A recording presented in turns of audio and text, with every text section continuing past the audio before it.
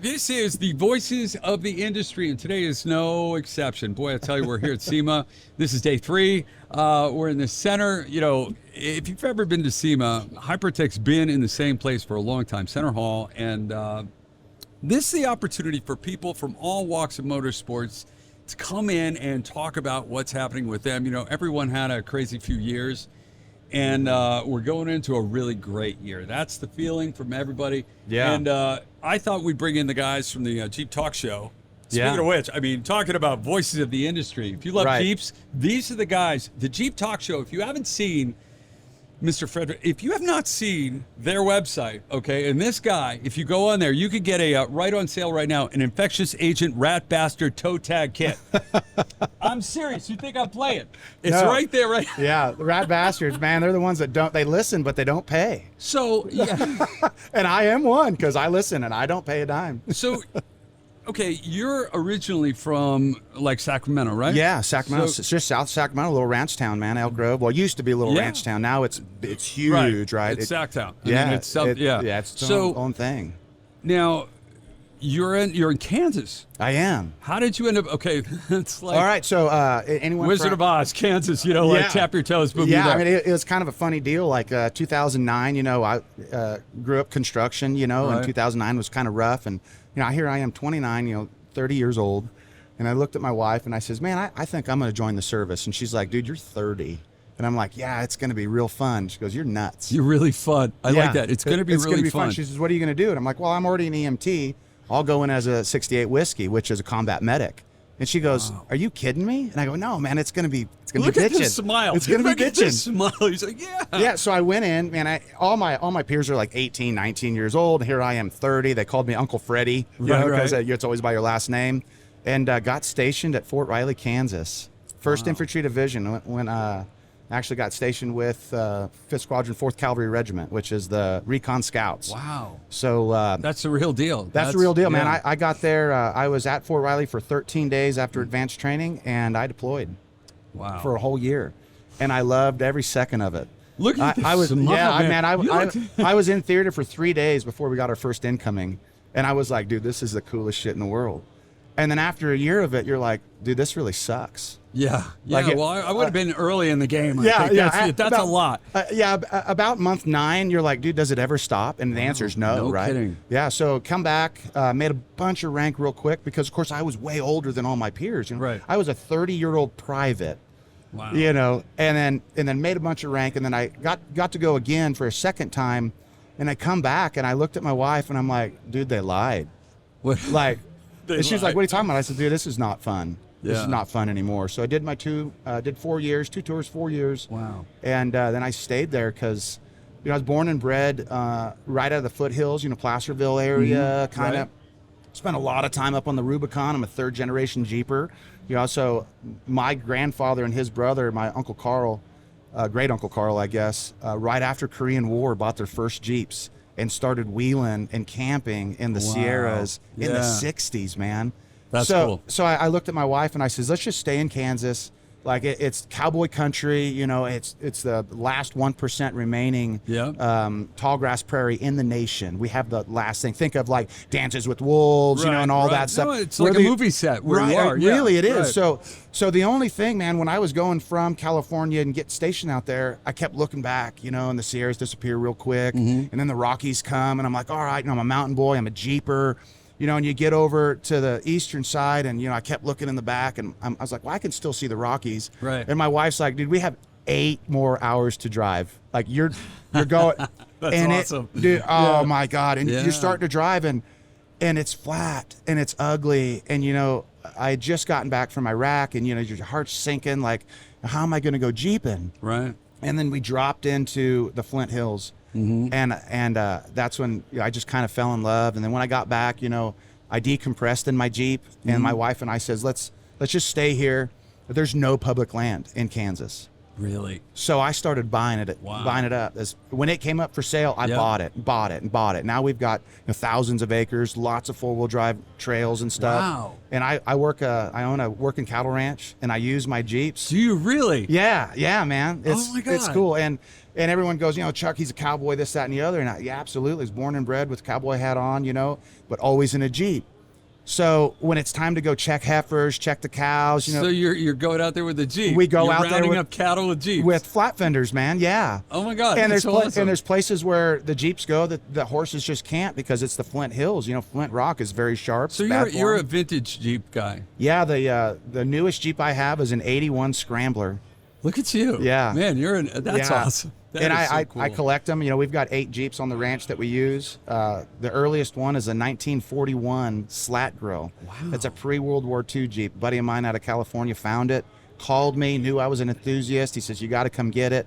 I bought it sight unseen, and it's all original. Yeah, it's... I've got so many of these cool Jeeps that I got a Jeep. There's 4 of them left in the U.S. I want to meet your wife. She sounds like such a great. She's the most understanding person in the world. So she understands. I want to build a museum with every model that Jeep ever made from 1941 to 1986. Yeah. She's on board. She has one rule and one rule only: they got to run.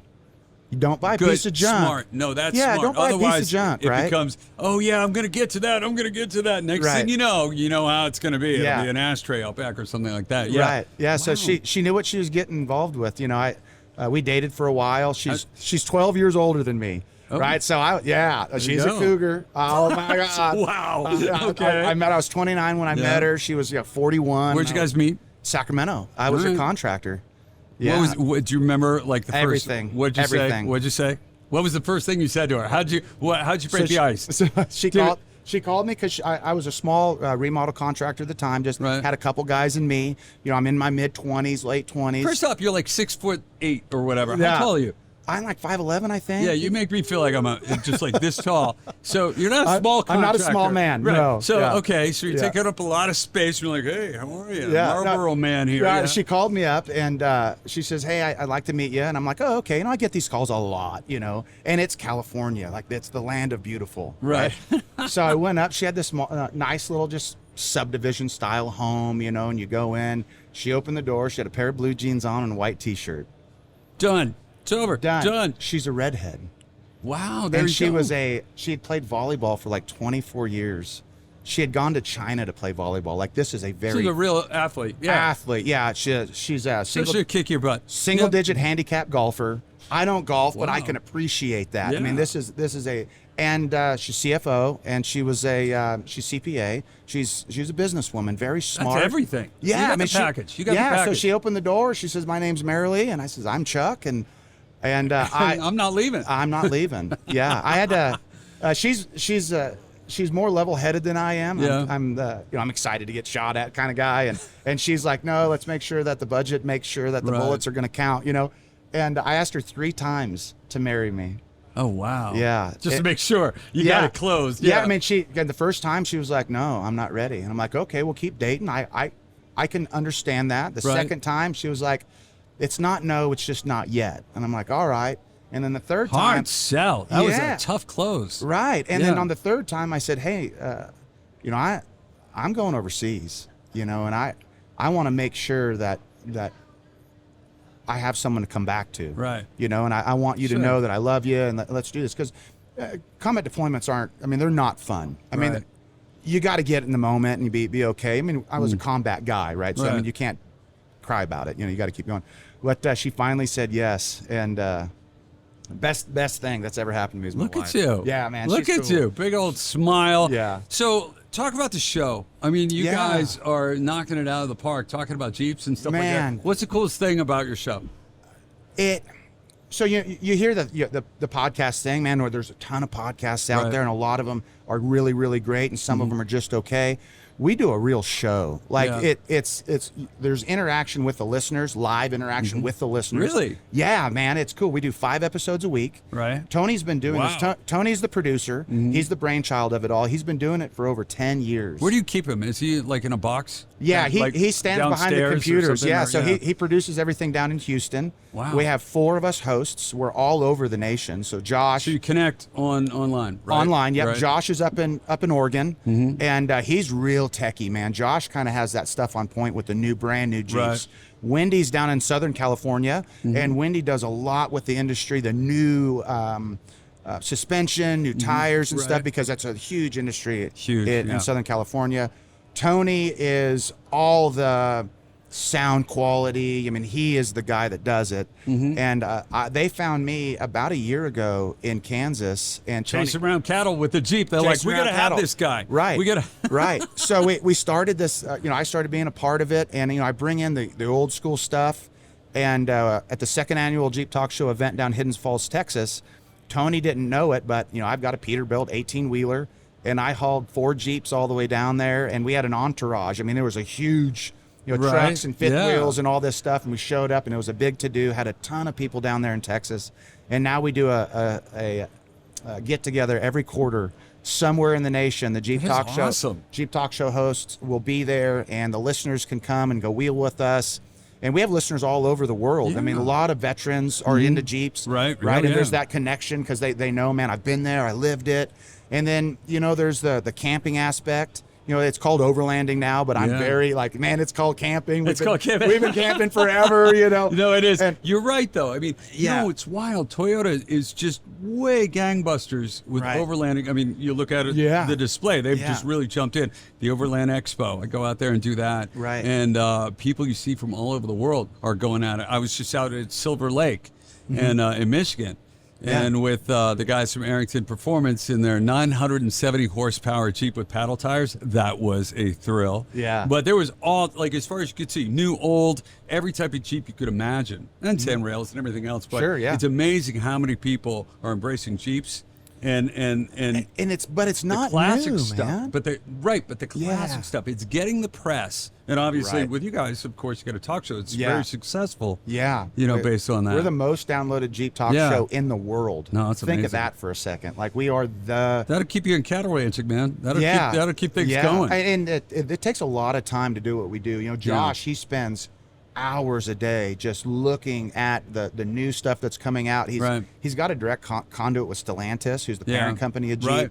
Yeah. Wendy's got a direct conduit with the tire industries, all the axle industries.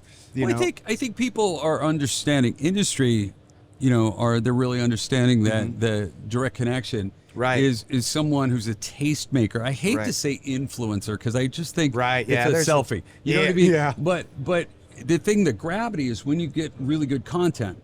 Right. When you, there's some podcasts that really cut through, and I love podcasts that cut through and they really get to the adventure, like Right. Dinner with Racers with Ryan Eversley. You like Right. racers, you want to find out about Right. every single person. They're asking questions, they're right to it. Right. When you're talking about Jeeps, so many people try to do a like a sideshow. Right. And when you have people have those connections, they're going to know, they'll be able to give you Right. information that you won't find anywhere else. Yeah. I mean, like, I got invited by Quadratech. They're like, Chuck, Yeah. we want you to come out. Greg Henderson with Unofficial Use Only is the guy that made the Quadratech Right. Jeeps, Yeah. and Greg and I are buddies, and you're like, hey, let's go wheel together with Quadratech. And it's just so neat because the community is, there's like some bigwigs in there, but they're just Jeepers, but man. It's cool. They're built all the way to the top, all the way to the newest stuff. And, Right. and as a trickle down to people like Eaton, to Right. people like all the different people who make a lot of money through Right. Jeepers, Right. those people affect a big slice of the industry. And, I remember watching, all the stuff that happened in Florida, and I watched this crane on TikTok pull out a Jeep, brand new Jeep. Fully Right. decked out. Somebody had spent a lot of money after can they spend bought this You Jeep. can spend a lot on And Jeeps. it was underwater, and they pulled the whole thing man. out. And it was so weird. I'm watching something on TikTok, and I'm going, oh, my God. Yeah. It was the toughest thing to see. There's a passion with Jeep people, and Oh, the yeah. whole, off-roading and stuff like that is exciting. But the way I think it brings together people, and I think that's the gravity with your show, is that you do have people all over the country, all walks of life, literally, and all types of different, parts of this topic. Right. Which I think is kind of cool. Well, yeah, even me, the newer Jeep owners can identify with me just because my Jeeps say Jeep, even though Right. mine's a 1981 Scrambler. They're like, oh my God, I remember But that. it's the vibe. It's Yeah, the whole I mean, vibe. It's if and- you're a Jeeper, you get it. And I didn't have a choice. I'm Yeah. third generation Jeeper, and I've got, like, when we did the event down in Texas, I brought 2.5 hours of 8mm reel of my grandparents. When my dad's passed away now, but my dad was like 8 years old, and I can see there's my dad Jeeping with a teardrop behind this little flat fender Jeep. And, you know, you look at it and it's like, man, overlanding has been in the Jeeping, you know, DNA since the beginning of time, man. And I love the history of all the Jeeps and all of that, and I really like to bring it to the I'm super happy that it's getting recognized. Like, you know, because it's huge. Everybody gets it. Who's in it. Right. But now what's great is you're seeing other people on the peripheral, right, you know, being invited into the club, let's say, you know, feeling comfortable because of things like the Jeep Talk Show, where you guys are giving information, giving friendship. I think is an important thing too. You feel like friends, right? So it's like getting invited to the party. Well, we do invite them to the party. That's what's cool. So yeah, you guys too, right? Right. So every Tuesday at 8 p.m. Central, you just go on jeepso.com, and there will be a link to the Zoom room, and we'll have industry leaders live, and there's question and answers between the listeners, us talk show hosts, and, you know, Greg Henderson, or, you know, the president of Jeep North America was on. You guys figured it out. That's awesome. Right. I mean, and really cool. what other talk show does that? Where we're like, hey, you don't just have to listen you can talk with us. You're live on the show as we're recording. That's a big thing. I'm on the radio every night in San Francisco. I can't say I'm necessarily live, seeing that I did it from my hotel room this morning. Right. But yeah, I mean, that's cool. But it's a bigger thing when you can do it live, because I think sometimes some big companies have forgotten the connection of real people. Yeah, and actually moment to moment, and because you engage, you connect, and that's what makes your opinion equals your personality, and you can share. Right, and that's what makes the Jeeping community so good, is because we're so inclusive. Yeah. Right. I mean, I can walk around and see a brand new Jeep, you know, and that's probably not how I would have built it, but I dig it, man. It's cool. Dig it. Yeah. It's totally fine. Like, hey, let's shake hands, give each other a hug, you know, have a drink real quick. You go on your way, I'll go on my way, and I'll see you maybe never again, but I'll have that connection with that person. And it doesn't matter where you're at. You don't have cattle, but you have kids, and I can show you how to round up those kids with that. Right. Just honk the horn. They'll come to you because I want to go riding, you know. Chuck Fredricks from the Jeep Show podcast. Boy, I tell you, you know, this is the voice of the industry, and so many people have come to Las Vegas for this big show, and thanks to Hypertech, we get to talk about it. Yeah, this is cool. And look forward to hearing you guys online and check talking us about out, Jeeps, man. Thank you so much. I really appreciate your time. Honored to be here. Thank you. Excellent. Thanks to Hypertech. We're here at SEMA. You can't miss us. We're the big red booth. Drop by and say hi.